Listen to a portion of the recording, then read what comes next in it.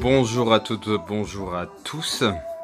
Nous voici réunis pour une petite vidéo achat caché autre numéro 81. Donc des choses diverses à vous présenter, DVD et Blu-ray. Il y aura des films plus ou moins dits d'horreur, des séries, des comédies et des thrillers, films policiers. Voilà.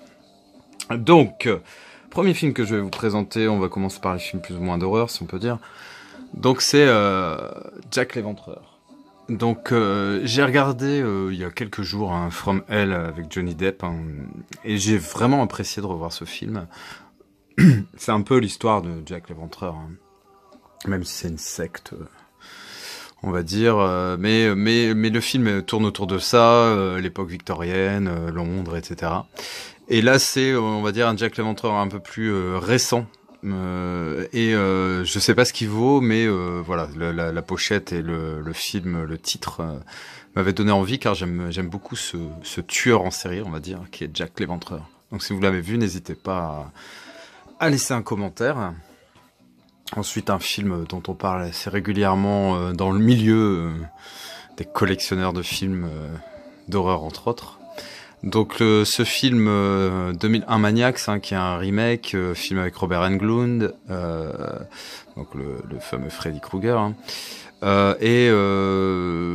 c'est les producteurs d'Hostel, le premier qui était vraiment génial, et Cabin Fever, pareil, Cabin Fever, le premier, j'adore ce film.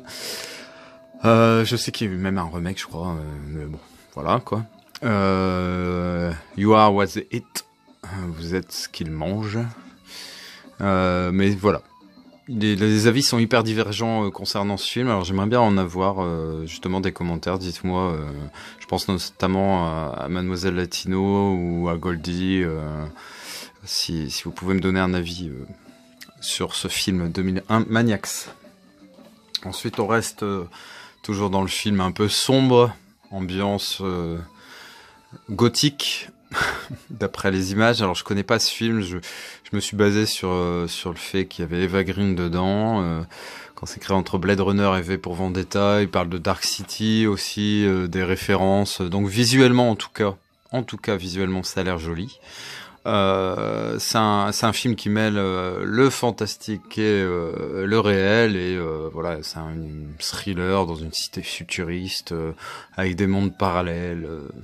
Voilà, l'histoire m'a l'air un peu compliquée comme ça d'entrée, mais voilà, je ne sais pas, je n'ai pas vu donc Dark World. Ensuite, un film pareil dont on parle assez fréquemment, c'est Crime à Oxford avec le génialissime Elijah Wood et le non moins génialissime John Hurt. Elijah Wood, j'aime bien dans ses rôles autres qu'Harry Potter, même si Harry Potter, il assure. C'est pas Harry Potter et patate, c'est Daniel Radcliffe dans Harry Potter. C'est donc je dis des conneries dans Le Seigneur des Anneaux. Non, je les ai pas confondus, je vous jure que non. Donc dans Le Seigneur des Anneaux, Elijah Wood évidemment. Mais donc voilà, il joue dans Hooligan, etc. et d'autres films où il a un rôle à l'inverse de ce qu'il fait. C'est ce pourquoi il a été connu, on va dire. Et ouais, ça a l'air assez sympa, un thriller un peu à la Seven, Hostel, je sais pas. Ça se passe dans le milieu de l'université d'Oxford, je suppose. Et donc voilà, on verra ce que ça donne. Pareil, n'hésitez pas à me dire ce que vous en avez pensé si vous l'avez vu. Alors un film, La Tranchée, c'est un film que j'avais vu il y a très longtemps, quasiment au moment de sa sortie. Donc c'est avec l'acteur qui joue dans Billy Elliot, Jamie Bell. La Tranchée, c'est effectivement pendant la guerre des tranchées en 1917. Donc les soldats alliés et allemands s'entretuent dans un no man's land de boue et de fils barbelés, balafrés par des kilomètres de tranchées. Perdu au milieu de cet enfer et paralysé par la peur, un jeune engagé, Charlie Shakespeare, non ça s'invente pas, est incapable de soutenir l'horreur de la guerre. Montant à l'assaut d'une position ennemie sous la menace des coups de feu, il assiste tétanisé au massacre de ses camarades déchiquetés par les mitrailleuses. Après la bataille, Shakespeare et les rares survivants de la compagnie Y déambulent comme des fantômes perdus quelque part en territoire ennemi. Le seul refuge qu'ils trouvent est une gigantesque tranchée allemande abandonnée. Dans ce labyrinthe, le soldat Shakespeare va devoir trouver le courage d'affronter les forces les plus terribles s'il veut survivre. Et effectivement, je me souviens que c'était très très particulier comme ambiance. Bon, déjà, ambiance guerre de tranchées... j'aime bien, j'ai ce côté voyeur de ce qui pouvait se passer à l'époque. Franchement, quand je vois des reportages ou ce genre de choses, je regarde toujours et c'est un truc de ouf ce que ces pauvres mecs ont subi, dans quelles conditions ils ont vécu ou dans quelles conditions plutôt ils sont morts. Un truc de malade quoi, pour gagner des centimètres de terrain, s'entretuer comme ça, enfin une vraie boucherie dans des conditions ignobles d'hygiène, de survie, atroces quoi. Et donc là dans ce film, en plus de tout ça, vient se mêler, on va dire, le surnaturel. Et j'ai un bon souvenir, très lointain certes, de ce film La Tranchée, mais quand je l'ai vu là en vente au cash à 90 centimes, je crois, j'ai pas hésité. En plus il est coté quand même pas trop mal. Voilà. Donc La Tranchée. On va passer dans des choses plus gaies peut-être, hein, donc de comédie. Donc ici j'ai un anglais à New York. Alors pourquoi je l'ai pris? Pour plusieurs raisons. La première, c'est Simon Pegg, quand même. Voilà, les Shaun of the Dead, les Absolutely Anything, le dernier pub avant la fin du monde, etc. J'aime beaucoup cet acteur. Et ce film, je connais pas du tout. Un anglais à New York, An Englishman in New York, on est dedans, hein, cette chanson de Sting. Et puis le reste de la distribution, il est pas pourri non plus quoi. Il y a quand même Kristen Dunst, Megan Fox et Jeff Bridges. Donc voilà. Enfin, moi ça m'a l'air bien parti, on va dire. L'histoire, la distribution, voilà, j'ai de bons espoirs. Ensuite, un film que j'ai pris pareil, j'en ai pas trop entendu parler, mais j'avoue que Michael Douglas et son père Kirk Douglas, c'est des acteurs que j'aime beaucoup. Quand j'étais vraiment plus jeune, hein, j'avais déjà lu une biographie, je me souviens de Kirk Douglas, hein, c'était le fils du chiffonnier ou quelque chose comme ça.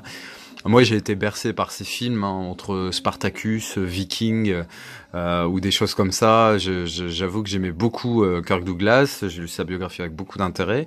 Et puis voir que Michael, c'est un très très bon acteur aussi, hein, notamment dans des films comme The Game ou le Poursuite du Diamant Vert. Enfin, tous ces films-là, Le Diamant du Nil. Il a fait vraiment de très très bons films et voilà. Donc ça m'intéresse déjà de voir la relation, le duo d'acteurs père-fils dans ce film. Et apparemment, pareil, les critiques sont assez bonnes. Hein, une histoire de vie, de famille précisément justement. Voilà. Donc une si belle famille. Il reste 2 films à vous présenter et une série. Alors on va faire la série. Voilà. Alors la série c'est Viking, je ne pouvais pas décemment passer à côté de cette série. Hein. J'ai adoré les 3 premières saisons, j'ai pas vu la 4e. Je sais que la 3e, elle va être un peu plus chère, ça me fait un peu chier parce qu'on se fait toujours un petit peu avoir avec ces coffrets. Ils vont ressortir un avec cette fois-ci les 3 saisons. Et puis en gros, en achetant les 3 saisons, c'est quasiment au prix de la 3e, donc c'est un peu énervant. Quand on a déjà les objets quoi en fait, faudrait revendre sans arrêt, enfin je sais pas, ou faut attendre vraiment que la série soit terminée, mais ça c'est quand même un peu chiant pour des gens comme moi, assez capricieux. On peut pas dire que la patience ça soit ma plus grande qualité, hein, je vous l'accorde. Donc les 2 saisons de Viking à un prix vraiment très très intéressant, je crois que j'ai payé 18,90 € si je ne m'abuse. Donc ces 2 saisons en Blu-ray qui sont vraiment vraiment vraiment excellentes. Moi j'adore Viking. Les 2 derniers films que je vous présente sont 2 thrillers. Alors, le premier, c'est Way of the Gun. Alors, j'adore Benicio del Toro, j'adore Juliette Lewis. Déjà, voilà, ça commençait bien. Le scénariste, c'est celui de Usual Suspects, Kaiser Soze. Donc, voilà. Je vais vous lire vite fait la petite histoire.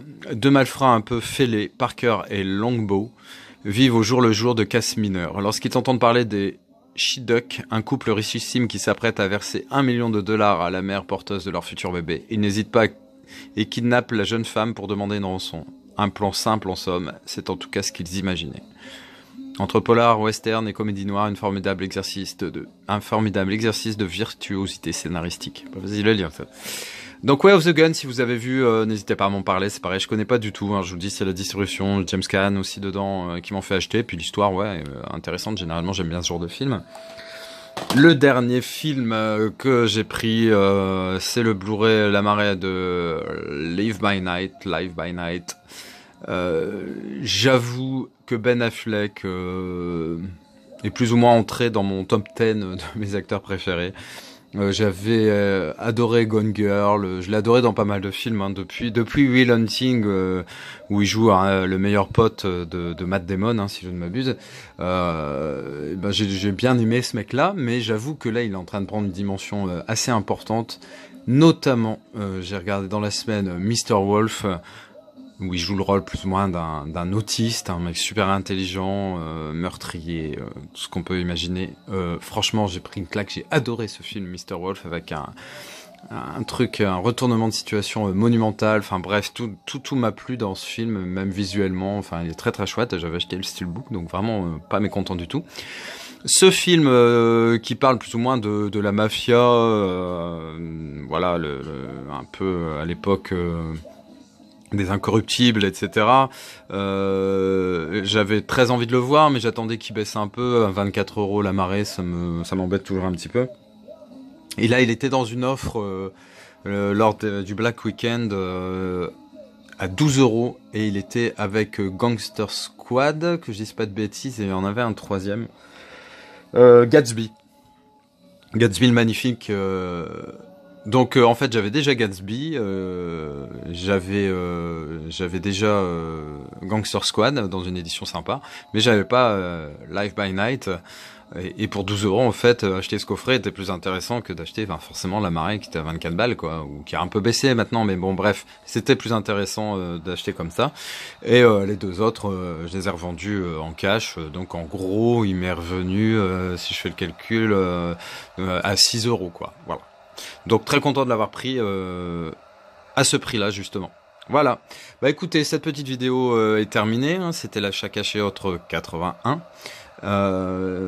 Et puis j'espère que ça vous a plu. Hein. C'était des trucs très très divers et variés. On approche à grands pas du Black Friday. Donc j'essaie de me calmer au niveau achat parce que ça m'embêterait beaucoup d'être frustré qu'il y ait beaucoup de trucs ce jour-là et que je puisse pas m'acheter tout ce dont j'ai envie.